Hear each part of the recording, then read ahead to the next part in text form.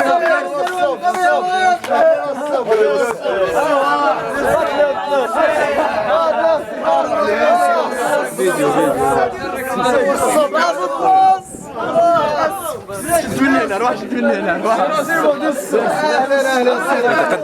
للسلام على جلالته السيد صهيب مرزوق والسيد محمد مزياني، بالإضافة إلى السيد عادل البنعيساتي، وينضاف إليه أمين الحمري مدير ديوان سميلود.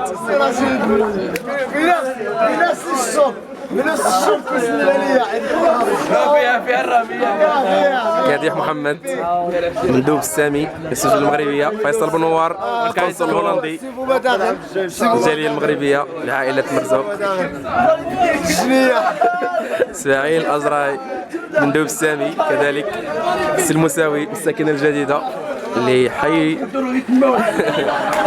محمد أمامه كاين واحد الصراع، ميمي أزحاف. سي رشيد، كي جاتك هاد المفاجأة؟